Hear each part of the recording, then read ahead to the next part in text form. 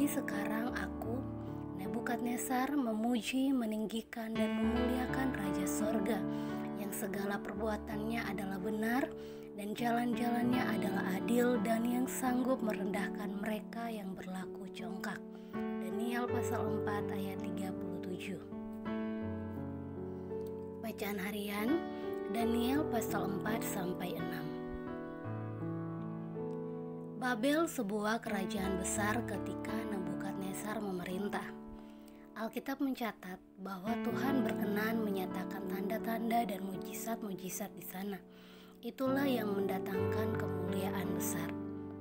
Babel menjadi sebuah kerajaan yang kemasyurannya terdengar sampai ke ujung bumi. Suatu kali, ketika Nebukadnezar sedang melihat-lihat betapa masyhur dan hebat kerajaannya, Nebukadnezar berpikir bahwa karena dirinya lah semua kemuliaan itu datang. Inilah awal kejatuhannya. Tuhan tidak berkenan dengan perenungan hatinya sehingga Tuhan mengambil akal budi yang dimilikinya sampai-sampai ia berlaku seperti binatang dan terhalau dari antara manusia. Apa yang dialami Nebukadnezar memberikan sebuah pembelajaran bagi kita. Ketika keajaiban dan mujizat Tuhan nyatakan, ketika pencapaian demi pencapaian kita dapatkan, ketika Tuhan bawa kita kepada kemuliaan yang lebih besar dari sebelumnya, kita rentan terkena penyakit hati yang disebut kesombongan. Suatu pikiran yang mengatakan semua adalah karena kehebatan kita, atau ketika kita membanggakan pencapaian yang sudah kita dapatkan. Kita perlu menyadari bahwa Tuhan bisa begitu saja dengan mudah mengambil kembali apa yang telah diberikannya pada kita. Sama seperti yang Tuhan perbuat kepada Nebukadnezar, ketika ada pertobatan dan perubahan, Tuhan pasti akan memulihkan.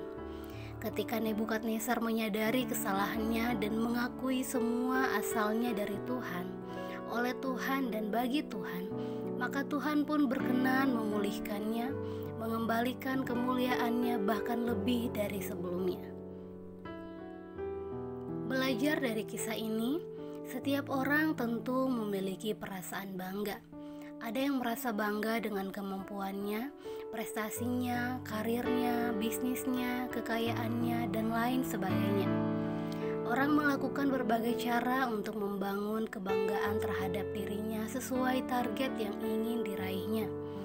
Ada yang berupaya meningkatkan kualitas diri untuk mendatangkan rasa kagum dan pujian dari orang lain. Ada juga dengan cara merendahkan sesama supaya dirinya lebih tinggi dari orang lain. Mari kita menyadari siapa diri kita di hadapan Tuhan. Kiranya sebagai umat Tuhan, kita memerangi dan menjauhi dosa keangkuhan yang mematikan itu dengan mengenakan sifat kerendahan hati.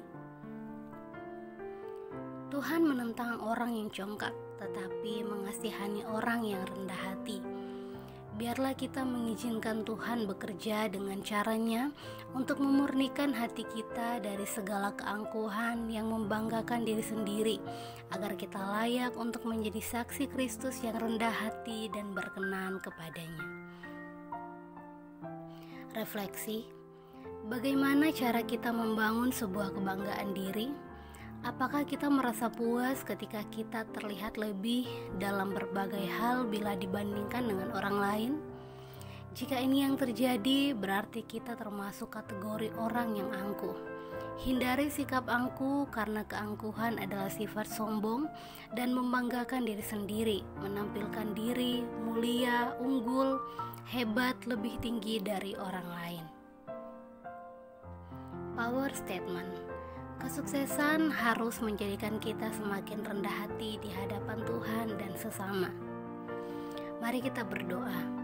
Bapa, kami bersyukur dan berterima kasih atas berkat dan kemuliaan yang sudah Kau nyatakan di tengah-tengah kami. Dan saat ini kami telah diingatkan kembali bahwa segala sesuatunya adalah dari-Mu, sehingga kami tidak boleh membanggakan diri kami, tetapi semua itu adalah karena kebesaran kuasa-Mu. Dalam nama Tuhan Yesus, amin. Demikian renungan hari ini, Tuhan Yesus memberkati.